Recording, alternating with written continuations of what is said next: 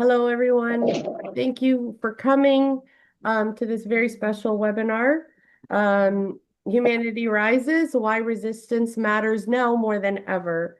And of course, we would like to speak about what's going on in Palestine. We'll touch a little bit about how it impacts. We're going to focus on how it impacts Canadians and why it should matter, and how anybody can make a difference from Canada. We'd like to welcome our special guest, Dimitri Lascaris, lawyer and journalist, and Yves Engler, Canadian author and activist. I'm sure they don't need any introduction beyond that. So welcome to both of you. Thank you very much for joining us. Thank you for having us. Okay, so I'm going to just start with some questions. I would like to ask, why is resistance a moral responsibility in the face of genocide rather than just a political stance? I hear all the time, I don't want to be political. I'm just going to stay out of this. How is this a moral responsibility, and how does it affect the everyday Canadian?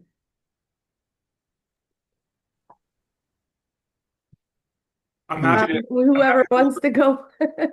Well, I'll go. I guess I'll go first. I think that the moral responsibility is real. I think that you can't. All Canadians are implicated here. Our government, our political culture is assisting a Holocaust in Gaza. There's all kinds of ways we can spend the whole. I could go into a 45-minute talk about the different ways in which Canada supports Israel, but let's just stick to some really simple, narrow ones. Or maybe I'll reformulate it. If we just upheld Canadian law, that would go a long way in ending Canadian complicity in Palestinian dispossession. Currently, we have a situation where there are organizations that induce Canadians to join the Israeli military in violation of the Foreign Enlistment Act. There are Canadians who've been fighting in Gaza, dozens that would be violating the War Crimes and Crimes Against Humanity Act. There are Canadian weapons that have been sold over the past 20 months to Israel that violate the Export Import Act. There are dozens of registered charities that are raising tens and tens of millions of dollars every year for projects in Israel that support the Israeli military, that support West Bank settlements, that support racist organizations, that violate existing Canada Revenue Agency rules. So just upholding Canadian law would be a big step towards ending Canadian complicity in Palestinian dispossession. But we have a political culture, we have a government that refuses to uphold our laws vis-a-vis Israel. There is a Israel exception when it comes to the Canadian legal system. So in that context, all of us we are deeply implicated in Palestinian dispossession, Israel's violence in Gaza, violence across the region, violence and expansionism in the West Bank, etc. So we have a responsibility. This is not some like conflict that's just happening over there. There are hundreds of organizations in here in Canada that are subsidized by Canadian taxpayers that are raising $500 million for projects in Israel. That does not exist with France. That does not exist with Sweden. That does not exist with Japan. That does not exist with any other country that has a GDP per capita equal to Canada. We have in 2020 our current special envoy for Holocaust remembrance and anti-Semitism. When she was Canada's ambassador, she held a pizza party for Canadians fighting in the Israeli military. That does not exist in any other context. Canadian ambassador in Japan is not holding pizza parties for Canadians fighting in the Japanese military. The Canadian ambassador in Mexico is not holding pizza parties for Canadians fighting in the Mexican military. And that's not even bringing into what the Israeli military is actually doing. So there is a unique deference towards Israel. Even when the Inida Anan recently talked about, or brought in kind of this very modest sanction, she referred to Canada's unwavering support for Israel. We don't have unwavering support for any other country in the world. Okay, and this is a unique linguistic relationship to a country committing a Holocaust, to a country that has been dispossessing the indigenous population for more than a century before its existence as a country, that has been unleashing violence, destabilizing every country in its region. And as we're seeing recently in Iran, basically a country of 9 million people, ethno-supremacist state, trying to dominate a region of 500 million. So this makes us, I think when it comes to Canadian foreign policy more generally, Canadians have a responsibility, of course, to stop the Canadian government from violence and, the bombing of Libya or other wars and many different elements. But when it comes to Israel, it's a unique, special relationship, and therefore our contribution is significant, and our ability to affect change is much greater. This is not, what's going on in Sudan, where Canada has very little connection to it. This is Canada being heavily involved in so many different ways, going back more than a century, and it's a basic responsibility of citizens to lessen our contribution to the incredible horrors that Israel's unleashed. I would answer that question first by posing a question. And the question is, do you embrace the principle of human equality? Or is that just something to which you pay lip service? If you actually believe that every life has equal and intrinsic value, regardless of one's ethnicity, nationality, gender, political orientation, religious orientation, what have you, then how can you countenance what is being done to the Palestinian people with the multifaceted complicity of our government? If you are prepared to tolerate that, then at least be honest with yourself that you don't embrace the principle of human equality. And this is nothing but an empty, slogan, both in your mind and, from the perspective of the government that purports to speak in your name. Also, if you happen to be religious, in my case, I was born and raised in a Greek Orthodox family. And although I'm an atheist today, when I was a young man, I took a great interest in Christianity. I read the New Testament 7 times when I was in my teens. At that time, I was very devoted to Christianity.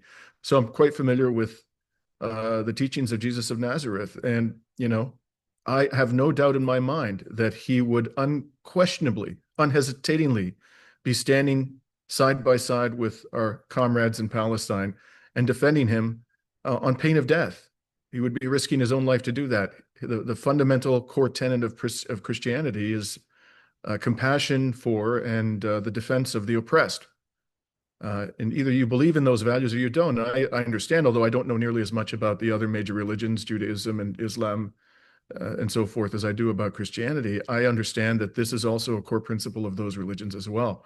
So if you happen to ascribe to one of those religions and you don't regard resistance to what is being done to the Palestinians as a moral obligation, then I would suggest to you that you're flouting the core values of your own religion.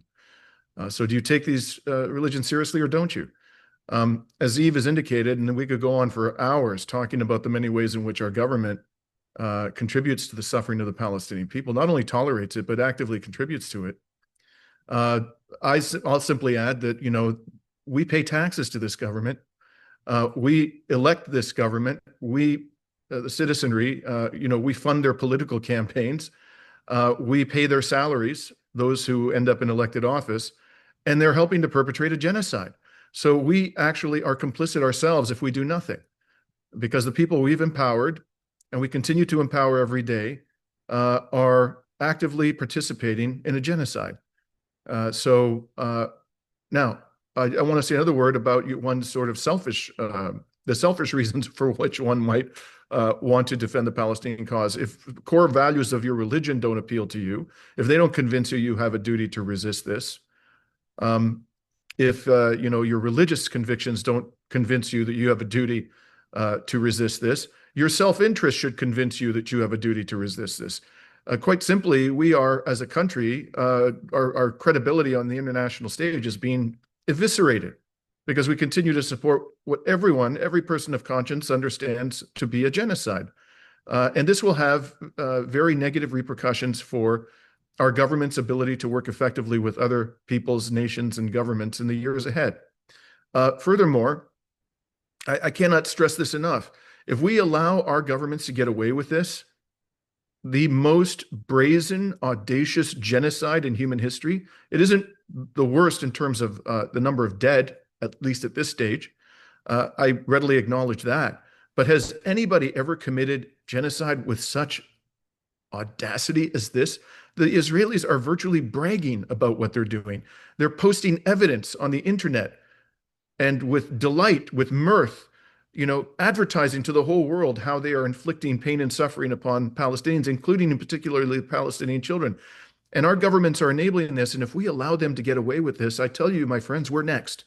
We're next. We can't, simply for reasons of self-preservation, we have to hold them accountable.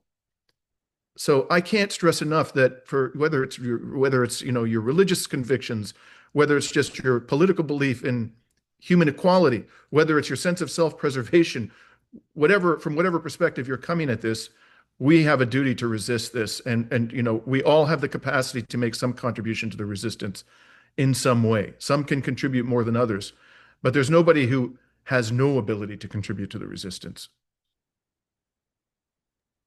Thank you both very much. I agree wholeheartedly. Um, Sometimes we have access to high profile organizations, high profile people, and some of us don't. So, but we can do what we can. We just get louder online. We just talk to the right people. We can do a lot of things behind the scenes. So there's a lot that can be done. Just seeing that if like both of you said, if it's not a moral thing, then or a religious thing, then this will come to us. So thank you. Those were really good insights. For both of you again, or whichever wants to answer, what role does media disinformation or omission play in shaping public opinion, and what can people do to counter it?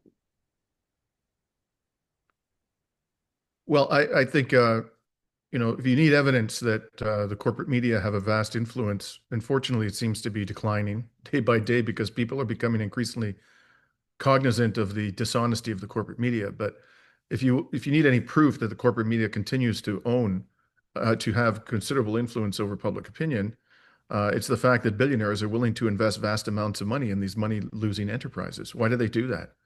The press is it's not a particularly attractive investment. Look at the National Post. The National Post, which is probably the most pro-Israel major media organization in Canada, and it's owned by the largest newspaper publisher in Canada, is constantly losing money. So why do these, billionaires out of New Jersey from Chatham Asset Management control the National Post? Because they know that these media organizations are a very effective tool for manipulating public opinion.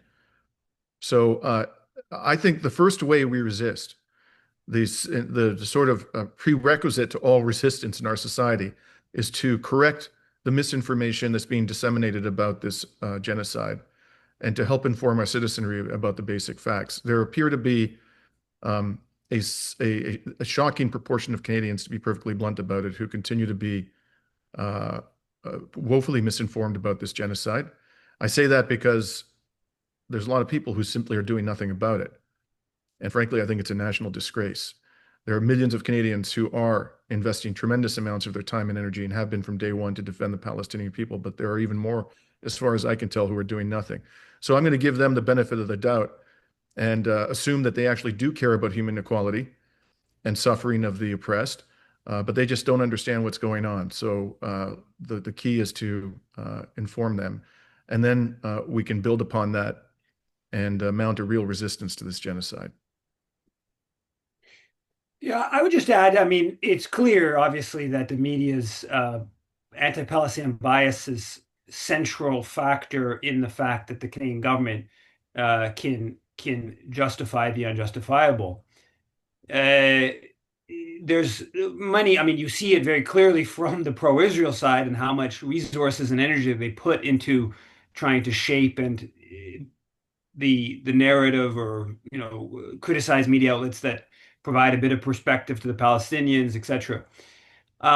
It's important to note on these issues that the media is biased in favor of power on all issues, right? Just a standard when it comes to domestic issues. It's obviously wealthy people that own the media. Generally, they're dependent on advertising from big corporations. They're dependent on institutions, powerful institutions to provide information, be that universities, be that think tanks, be that, and those institutions are all influenced by power, be it the police, so they're dependent on powerful institutions. So there's all kinds of ways in which the media, of course, upholds power, but it becomes even more stark, substantially more stark on international affairs. And it becomes even more important on international affairs, right? Like you can lie to people, you can distort in favor of like the business perspective when it comes to minimum wage, right? And the media does, and it has it frames like increasing the minimum wage as being a negative because that's negative from the perspective of corporations, of businesses, whereas it's obviously not the case for those who are low paid. Um, but so they can do that. But if you have some kind of grounding in the issue, like if you worked minimum wage, or if you have a friend working minimum wage, or if your children work minimum wage, you have some sense of the issue. But when it comes to international affairs, people's connection to it becomes that much more remote. And so the media's ability to distort what's going on becomes that much greater. Palestine has become a bit different within that general pattern of domestic versus international issues.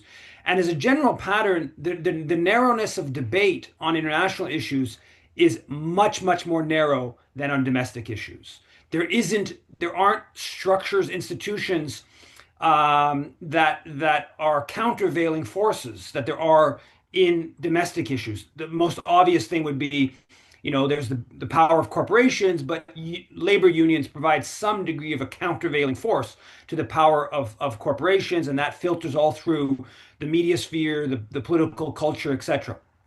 But on international issues, that isn't the case. On Palestine, there is somewhat of a countervailing force in the fact that there has been a popular uprising over the past 20, 21 months against Canada's role in Palestinian dispossession and in genocide. And there is long decades of activism and organizational structure that has done some degree of changing, providing some degree of counterbalance on the issue. But for the most part, that's not the case. So I think that that's important to keep in mind when looking at it. And I'd go a step further. Like I read the National Post every day, and I would say that the editors of the National Post really should be prosecuted. I mean, this is not just sort of like, oh, we're distorting what's going on. Like, this is constant, endless, every single day propaganda to justify slaughtering people who are, starving, lining up for food, right? Like this is just a constant drumbeat. They know exactly what they're doing. The editor-in-chief of the National Post has gone on a Israel lobby finance trip to Israel recently. He had his brother was with him as well. His brother published an op-ed in the National Post right after it, justifying, it's just so deep. He's received awards from pro-Israel groups. And obviously the pro-Israel groups spend a lot of energy on, ingratiating themselves with these people. This is direct, propagandistic, intellectual enabling of crimes that history will judge exceedingly poorly. And we know, what's going on as we speak. They have access to the National Post editors have access to Al Jazeera. They have access to TikTok videos and Instagram. They can see what's happening to children being burned alive, just like we can see it. But they're consciously choosing to enable it. So yes, the media is deeply involved. And now counter to that, we've seen the recent poll that showed that like half of Canadians think it's a genocide, despite the incredible media bias. Clearly, our activism pierces through, right? Like every one of those demonstrations, there's a few people that see it on the streets here in Montreal that maybe hadn't thought about it, that go and look into it, that hear a message. Clearly, there's an impact, right? Like, in each individual action, each individual one of us can't do very much. But collectively, we have been able to break through that bias in the dominant media by, constantly bringing up these issues, constantly demonstrating, leafleting, et cetera, et cetera. And, when you don't have we don't have the main media. Like, I would much prefer to spend my time submitting op-eds to the Globe and Mail and having the Globe and Mail talk about Canada's complicity in the Holocaust. That's not an option. They won't publish this. We know that. This is, so we have to do it through other means. And I think that the other means are many different other means. One of the other means is, challenging politicians. I've done that. Dimitri's done that. Others have done that. That's, I think, a successful means of using the social media mechanisms that we have to get perspective out there. And I have to say, on that type of activism or type of journalism, on other issues, not Israel related, we have done, Dimitri, myself, and others have done. We've gone to press conferences and we've, interrupted press conferences, disrupted press conference to raise a subject. And the media is, which is often at those press conferences, of course, they're willing to cover that when it's not about Palestine. I mean, they have covered about Palestine sometimes as well. But my experience has been, for the most part, when it comes to the Palestine question over the past 20 months, the media who are in the room, who are hearing criticisms of those politicians on these issues, they'll go out of their way to not cover that dissent. And if it was about, Canada's arms deal to Saudi Arabia, they would cover it. If it was about climate change, they would cover it. This is not a universal, but there's clearly a bias in that direction. So yeah, I guess the simple point is, no doubt the media is a central factor in explaining Canadian policy, and the level of complicity reaches to the realm of the deserving, in some cases, to be actually pursued criminally for their actions.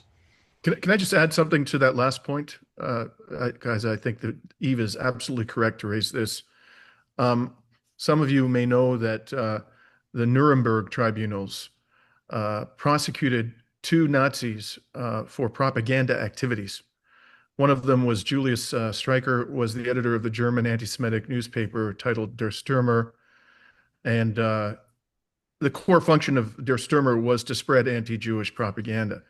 Now, I don't read the National Post every day as Yves does because I can't stomach it anymore, but I used to read it, years ago on a daily basis. And from time to time, I read it now. And although it's not the only function of the National Post to spread anti-Palestinian propaganda, it does that pretty much on a daily basis. So I just, right now, as Yves was speaking, I checked. I just went to the homepage of the National Post. And there are multiple articles here, in my opinion, which are one way or another are contributing to the hostility of Canadians to the Palestinian cause.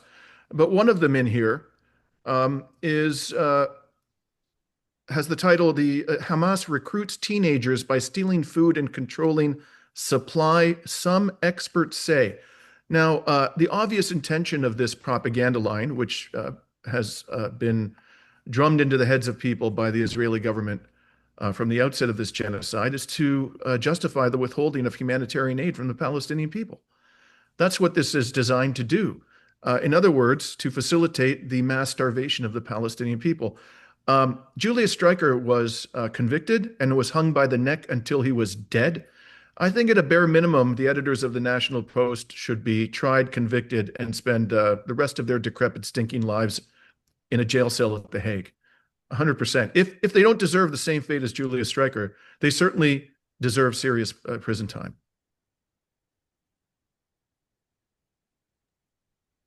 I agree with you both. Thank you very much. I do want to touch upon the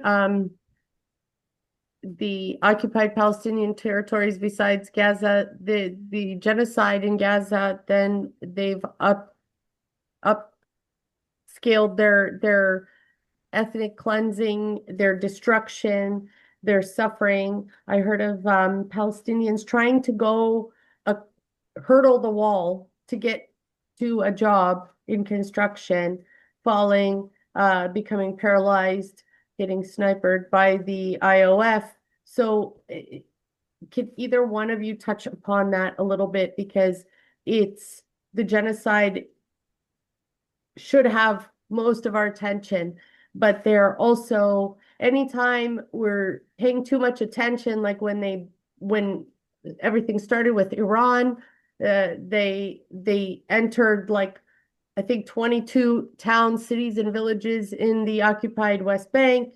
It's like you don't know where to look sometimes. So maybe touch upon how all of this is affecting the other Palestinian Jerusalem, occupied West Bank. Are you referring to the war between Iran and Israel? How that's Well, when the war started between Iran and Israel, when Israel bombed Iran, the genocide was continuing, the intentional starvation was continuing, nobody was paying attention, but they also raided many cities and towns in the occupied West Bank. So just to and move them out of homes, things like that, so that they can, there's no they weren't, all the IOF were not in bunkers. They were also terrorizing the Palestinians in the occupied West Bank. Yes, they put them under total lockdown. Yeah. At the time they launched this criminal war of aggression on Iran, and then also drastically reduced access to the internet in the Gaza Strip at the same time as they launched this criminal war of aggression.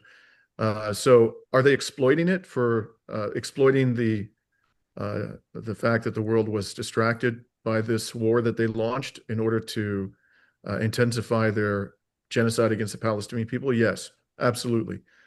And we have to resist the temptation to forget about the Palestinian people, which is easy to do because that war that they launched is existential. It could develop into a nuclear conflict very easily, as a matter of fact.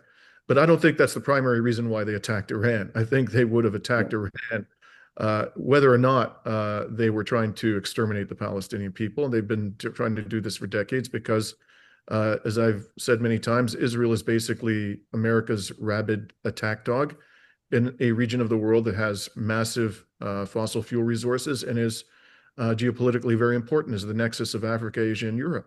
And there are extremely important trade routes there. So they're trying to extinguish any and all resistance to Western hegemony, and particularly the hegemony of Washington in West Asia. And inevitably, they were going to wage war in Iran for that purpose. And I don't think they're done by a long shot. So personally, I think they kind of did the Palestinian people a favor by attacking Iran because Iran has the ability to destroy Israel and came very close to doing that, as a matter of fact, when the Israelis finally threw in the towel and asked the Donald to save them.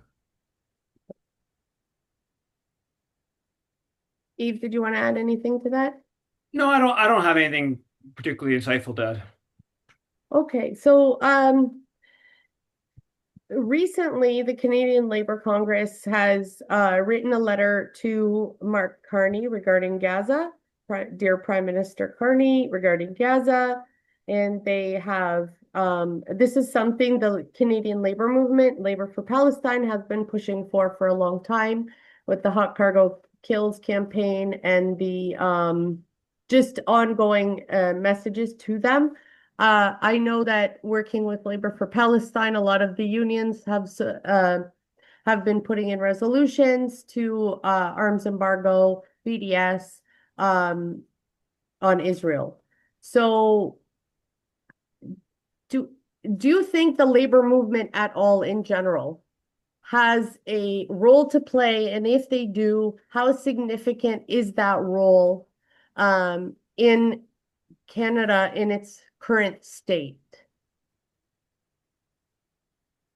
Well, in terms of a role to play on the question of Palestine, I mean, I think they have a role to play. There's long been a struggle within labor unions around staying narrow to just, I mean, it can play out. Some unions want to only worry about their existing members, and the most narrow, they don't even want to talk about labor legislation that impacts them fairly directly. And then there's other unions that want, willing to go there, and then they're willing to go to one layer further in terms of focusing on trying to get governments that are more pro-labor. And then there's others that go one step further and say that, the impacts of global affairs impact us. And then, right, so you go all kinds of layers. I'm, of course, would be of the tradition that believes that unions should be, international. And obviously, some of the first unions in Canada were often international, and they were American unions often. But I think that if you see, really concretely, maybe a little bit disconnected from the Palestine, but if you look at what's happening with this, what Carney agreed to, the 5% of GDP on military spending, I mean, that's a clear threat to the public sector unions. What we're going to say with that is that there's going to be layoffs coming in the public sector. Social entitlements are going to be cut so we can put more money into the military. And that is at least in part connected to support for Israel and support for aggressive militarism that Canada's tied to, somewhat indirectly. Now, so yeah, should the union, labor unions, I have a book, Left, Right, Marching to the Beat of Imperial Canada, that looks at the labor unions often were complicit in Canadian imperialism for many decades. That started changing with the Vietnam War and opposition to the Vietnam War. And I would say that over the past 30 or 40 years, you find that labor unions in Canada have been more likely to be on the side of anti-war forces, anti-imperialist forces, for the most part, not very actively. South Africa may be an example where they were a bit more active. The struggle, the opposition to the Iraq War, 2003 here in Quebec, where the unions got behind the Échec à la Guerre coalition in a significant way. There's some examples, but for the most part, not very actively. And I would say that on Palestine, you still have some unions that are like really Zionistic. I mean, there's a whole history of that where unions were very, the head of the Canadian Labour Congress called himself McDermott called himself a Catholic Zionist, and the Hizdatut has like plaques and stuff named after him in Israel, the racist labor federation in Israel. So there's histories there that have changed. Now you still have like La Una, the carpenters and stuff, building union, that they are like, still sponsoring Jewish National Fund events in Hamilton. I mean, just egregious stuff. Like, the JNF lost its charitable status because it's racist, military supporting the Israeli military organization. And you still have some of that, but for the most part, unions have either endorsed BDS nominally or have expressed some degree of support. The Canadian Labour Congress has been slow, partly because of the buildings trades. But yeah, I think unions should. I mean, I think I think if you have a this type of injustice, I mean, just at the level of the bubble zones, right? The Zionist movement's been pushing these bubble zones, restricting protest, and those are a threat to all counter hegemonic organizations, which unions would generally fall under, in terms of protesting. And so, I mean, there's been some carve out. I think in Vaughan there was a bit of a carve out for strikes, because you have a situation where, so if you have a strike at a school, so you have bubble zones saying you can't protest by a school. Well, if you have a strike at a school, now all of a sudden you can't picket at a school. You can't. I mean, so that's a serious threat to labor unions. The legislation in Toronto, I think, is a little bit. I'm not a little bit less clear on the details on that. But yeah. Now, I think there's a moral obligation as well, of course. But the unions have, I would say, with the exception of what happened around the student encampment at the University of Toronto, where I think that the OFL came out pretty well, and there was a whole push. We're going to be there. We're going to stop them from dismantling this encampment. And I would say that was a really concrete act of solidarity. by and large, the labor movement, with exceptions, obviously QP Ontario being a positive exception, Labor for Palestine here and there, but by and large have not taken the anything close to necessary kind of bold and direct kind of engagement on the issue. Yeah, I must echo what you've said. I'll be more blunt. I think that in general, unions must play a role in Canada in opposing this genocide, and that they have not done nearly enough. Um, why do I say that they must play a role? First of all, these organizations have the ability to actually, as collectivities of workers, and the ones who power the economy, they have the ability to basically bring the economy to a halt if our government is engaged in a grotesque injustice. Why haven't the unions of this country, or any Western country, as far as I can tell, staged a general strike just one time during this 20 months of genocide? Couldn't they do that just once to put an end to our government's complicity in genocide? There are some unions in some parts of the world that have refused to handle goods being transported to Israel. That should be a bare minimum for any union in this country. Refuse to do any kind of activity which is contributing to trade between Canada and Israel, not just arms, but any kind of trade between Canada and Israel. They certainly should be adopting policies of BDS. They should refuse, as as buyers of goods and services, to traffic in any goods and services that enrich those who are complicit in the genocide. And very few unions, as far as I can tell, in Canada have done that. So, and I think, quite apart from the reasons of principle that they should do it, it's in their interest to do it because the people who support Israel, by and large, are very hostile to labor. Do you really want these people to be empowered? Do you really want them to get away with this? As I say, they're going to turn their depravity on us eventually if we allow them to get away with this. And they've already started to do that. Our society is becoming increasingly fascistic. These constraints that we're seeing on free speech, the brutal oppression of people who are simply peacefully opposing a genocide, the drastic increase in military spending, 5% of GDP. This is insane. We are becoming increasingly fascistic because the people who run our governments are getting away with murder in the West. So it's time for us to put a stop to this, and there's nobody better place to do it than organized labor. Thank you both. That's very encouraging because many of us have put a lot of work into it, into the Labor for Palestine movement, and that brings me to I have a question here from Umer. Canadian Pension Fund, CPP, Ontario Teachers. I'm going to add Ulmers because that's who we're working on right now. Invest in companies like Elbit Systems and banks financing illegal settlements. What economic pressure can be applied to force divestment?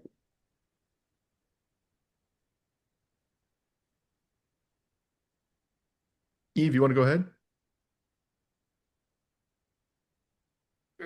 Yeah, I mean, there's been campaign. I mean, I'm more familiar with the Caisse de dépôt placement du Québec here, and there's been a fairly substantive campaign on that issue. There was an effort to disrupt or partially successful effort to disrupt the head of the case's speech a couple weeks ago here at an event. And there was an encampment. The encampment that kind of flowed out of the encampment at McGill.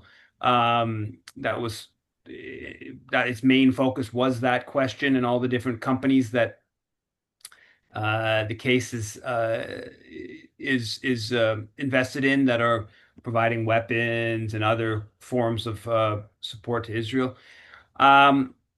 So I don't know I mean, I think these campaigns are long-term political campaigns, which it's like an all of the above, right? Everything from the email actions to the press events to the research to the disruption to the office occupation to on and on and on, right? I think that's I think my understanding is the case has it has its own rules of kind of ethical investment, that there is a legal argument to make that they are violating that vis-a-vis Israel.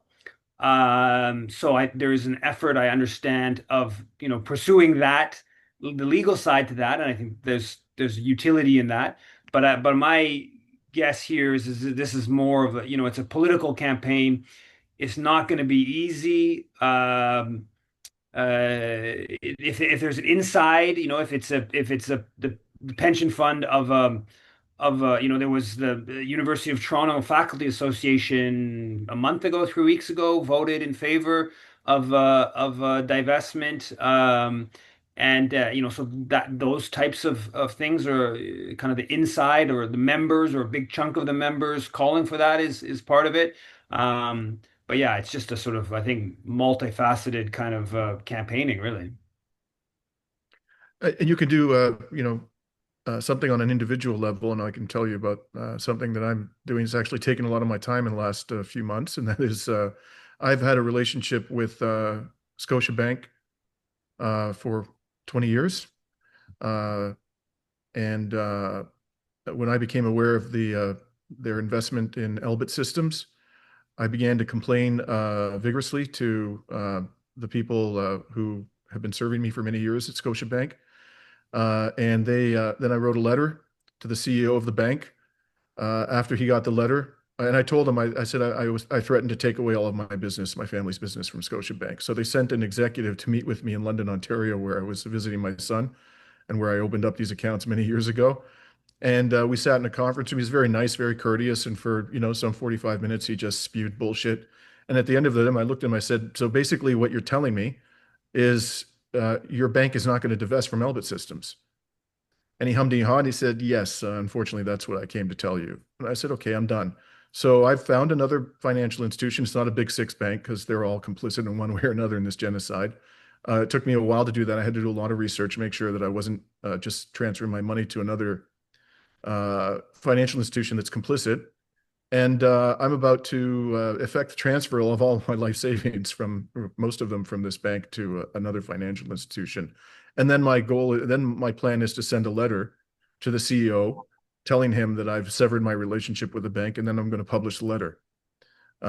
So these are things that we can do, all of us. We can, if enough of us begin to apply pressure on financial institutions and other businesses in Canada with which we have transacted business in the past, then we could really cause them to incur a cost, or meaningful cost, for supporting the genocidal entity. Yeah, absolutely. We can all do our part. Even if it's, not buying any BDS, download the app. Anne dropped a couple things in here. I never heard of breakupwithyourbank.org. I was also with Scotia, or had my mortgage with Scotia, transferred it. The SB, so Scotiabank, SB funds genocide.ca. Thanks again for dropping those. We can all do our part. I don't want to be remembered as a person that was complicit, from Canada, that was complicit in a genocide. How do we hold our officials accountable for complicity or their silence? From what I've seen so far, especially in the last couple weeks, it's complicity, or in the last couple years, it's been complicity, regardless of who's in power or who is. We had a local MP that was very supportive of all rights, but more recently, he didn't win the last election. So how do we keep them accountable? How do we keep them from being silent or speaking on, like, ignoring certain things, ignoring what Israel's doing, and focusing only on whatever propaganda they want to start talking about that, distracts from the genocide, the active genocide and intentional starvation?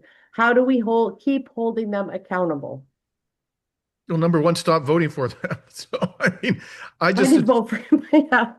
blows my mind that 85% of those who voted in the last election voted conservative or liberal.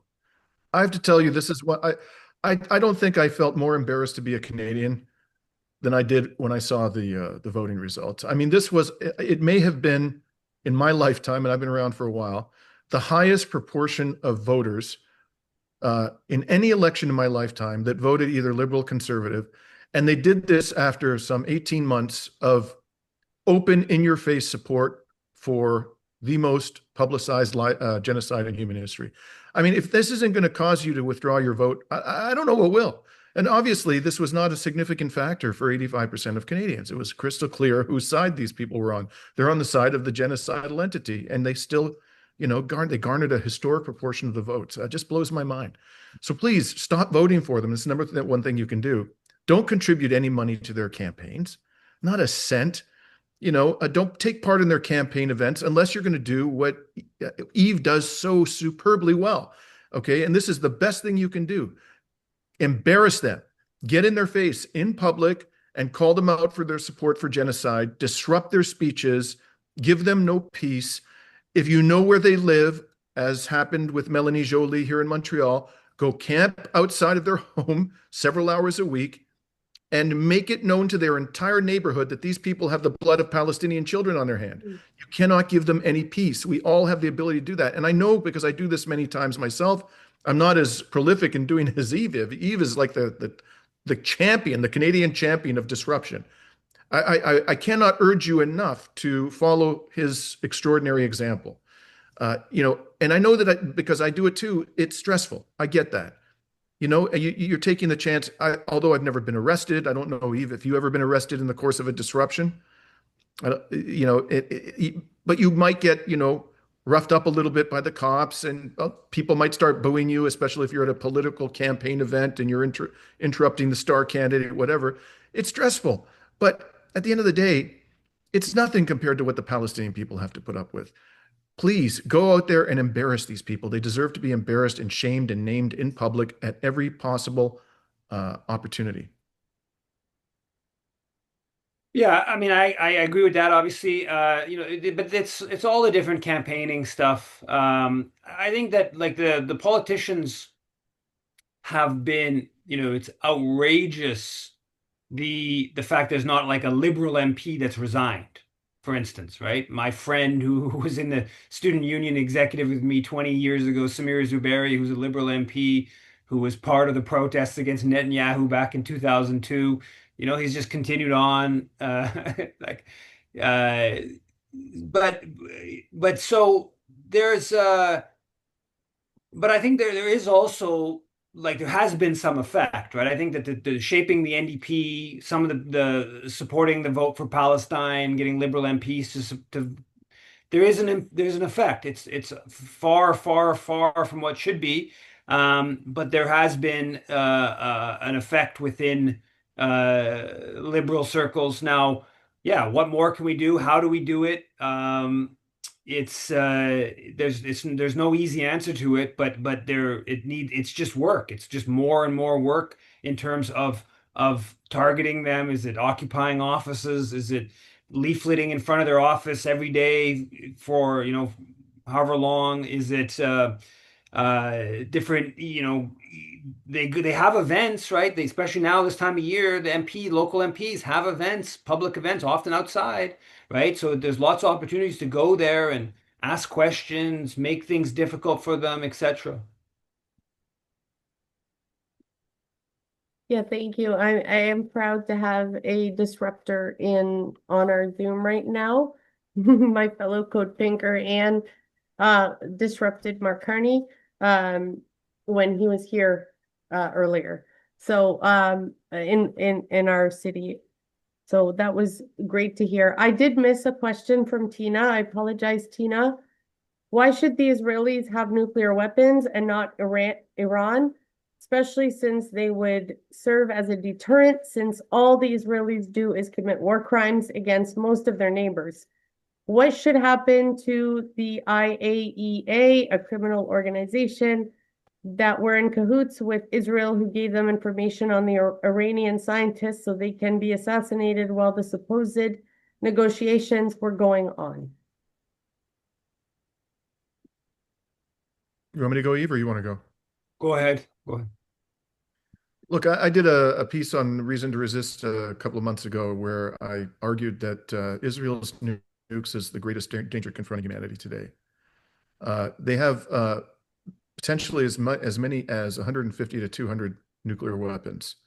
The scientific community has ascertained that a nuclear war involving the use of as little as 100 nuclear warheads can provoke a nuclear winter, which would have catastrophic consequences across the globe for the global food production system, and billions of people could die in a nuclear winter. Israel has enough nukes to cause billions of people to die. Now, if you're willing to do what Israel has done for the last 20 months in the most audacious manner imaginable, then why would anybody assume that they're not willing to use a nuclear weapon? And to do it in circumstances where they're not actually confronted by an existential threat. They just simply feel that it's necessary in order to maintain their utter dominance of the region in which the country is situated. They're perfectly capable of using nuclear weapons. Absolutely. And when they forced, I think one of the reasons why Iran has been so restrained, because it has been, Iran had long ago cause to do to Israel what it did over the last 12 days.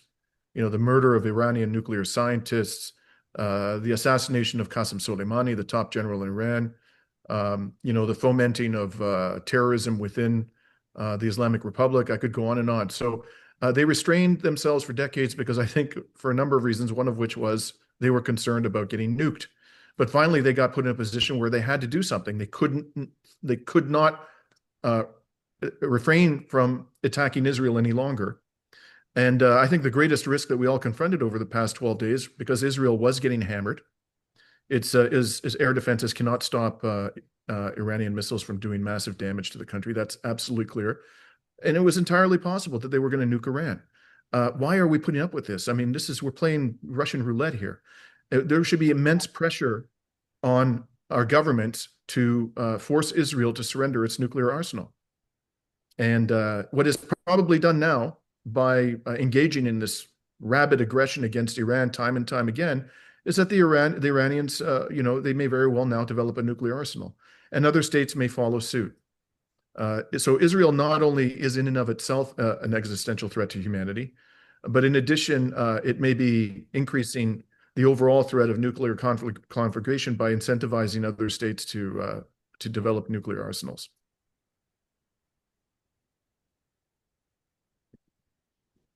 Yeah, I mean, the only thing I would just add to this is the hypocrisy of the Canadian government on this stuff is just stunning, right? If you look at Mark Carney's statements about nuclear weapons, about Iran and justifying Israel's attacks, U.S. attacks, I mean, like Canada has been, I mean, we're totally indifferent. There's one statement I could find when Trump pulled out of the JCPOA, the Iran nuclear agreement in 2018, like which is really mild. We're not happy with what the US did. Really mild, but basically ignore the fact that Trump did that the US did that. Iran was complying with agreement that was already not, very anti-Iran. And then the Canadian government's indifference, they vote against bringing 153 countries. Canada was one of 5 countries that voted against calling on Israel to join the NPT. You have hostility to the Treaty on the Prohibition of Nuclear Weapons. You have hostility to organizing conferences around a nuclear-free Middle East. There's nuclear-free zones elsewhere in the world. And that's all because the U.S. and Israel have nuclear weapons and they don't want to, press against that. So the Canadian policy on this stuff is just remarkable. And the media goes along with it. It's all framed as this was all about nuclear weapons, not about Israel's domination of the region. I think proliferation is terrible, right? As a general, this is not, we want to go in the other direction of not having more countries, but having fewer countries and having fewer nuclear weapons. But I definitely, from the strategic standpoint, Iranian strategic standpoint, obviously they have to seriously consider this. And I also totally agree with Dimitri that like Israel is so fanatical. Like, I mean, I would not, as someone, as much as I think that Zionism is a stain on the Middle East and the world, and it's just in constant um, aggression against not just Palestinians but the whole region. The people running Israel are so crazy. They would clearly accept killing hundreds and hundreds of millions of people if they felt any sense of like, you know, either existential threat, like real existential threat, or even just as Dimitri pointed out, you know, threat to their domination. So I wouldn't push it because I don't think that, you know, it wouldn't be worth it, right? Like and so Israel is, you know, if there's a country that we have to be worried about dropping nuclear weapons, Israel is clearly right there as the threat. So you know, how do we deal with that? How is that the response? You know, I would much prefer global civil society pressing the U.S. government, the Canadian government, the French government, the British government, civil society within Israel, et cetera, pressing their countries to begin by reducing and then ultimately eliminating their nuclear weapons. But in the here and now, yeah, I can totally see why Iran would want to get the ability to offer some protection from Israel's endless. And already, my understanding is that in Turkey, there's a big discussion now about the Turkish want to get nuclear weapons because they're seeing how aggressive Israel is, and you know it just turns to violence and violence, and there's increasing sort of tension between Turkey and Israel, particularly over Syria, and you know who has more influence in Syria. And so that is definitely the likely thing that comes out of this is that more and more countries seek nuclear weapons because of Israel's just complete hostility to the region and Palestinians. Yeah, one thing you reminded me of, I want to just uh, point out is that this some guy, I can't remember his name, I think it was Masri, who is a professor at Hebrew University, uh, put out a tweet the other day and said, you know, once we finish Iran, we're gonna take care of Pakistan's nuclear arsenal. And I didn't know this, but I learned from watching an episode of The Cradle recently that 20 years ago or so, Netanyahu in an interview said exactly the same thing. We have to get rid of Pakistan's nukes. These people are nuts. They're completely lunatic. How are they going to take Pakistan's nuclear weapons away? I mean, this is like an invitation for nuclear war between Pakistan and Israel. So I can't stress enough how much of a danger this is. At a bare minimum, we should be forcing our politicians to talk about Israel's nukes. They won't even talk about it. You know, they pretend that they don't exist. So I think one of the things we can do when we confront politicians in this country about support for Israel is constantly challenge them on this notion that Israel is might not have a nuclear arsenal, get them to admit it, and force them to explain why they put up with it.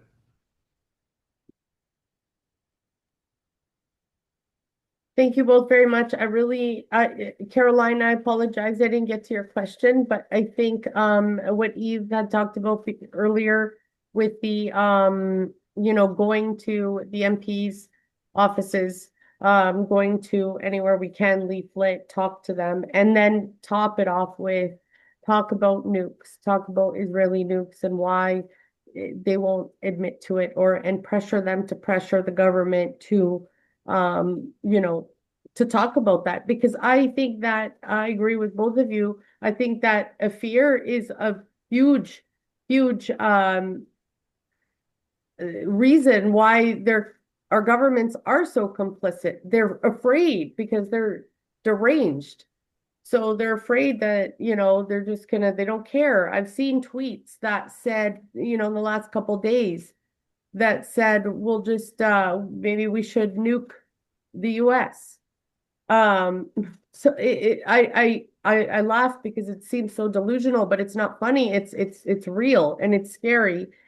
And it all comes back to like the Zionist regime of terror, as I call it. And any way we can keep on speaking out to end the suffering and the destruction and the genocide, and at the same time save our world is thank you both very, very much. I really appreciate, we all appreciate your advice, your knowledge, your guidance in all of this, because I think a lot of us may be newer to this, what's going on, and how to be an activist and how to speak out and what can we do. I'm just a Canadian all the way over here, there's a lot of other things going on in our lives, but how this impacts us and those of us that can't turn away and those of us that really want to make an impact and make a difference and do something to help,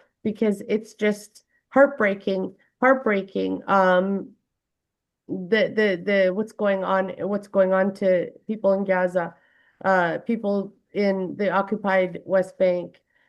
For goodness sakes, it's even like, then you turn around and it's Yemen, and then it's Lebanon, southern Lebanon, and then it's, I follow Dimitri, I follow Yves. Please, I encourage you to follow them. They seem to bring a little bit of sense to the unconscionable and some explanation. So I appreciate you both very much. Thank you all for coming. And we are at we're 7 minutes late. So thank you for coming, and hopefully we'll see you all soon. Thank you for organizing this, and peace out, everybody.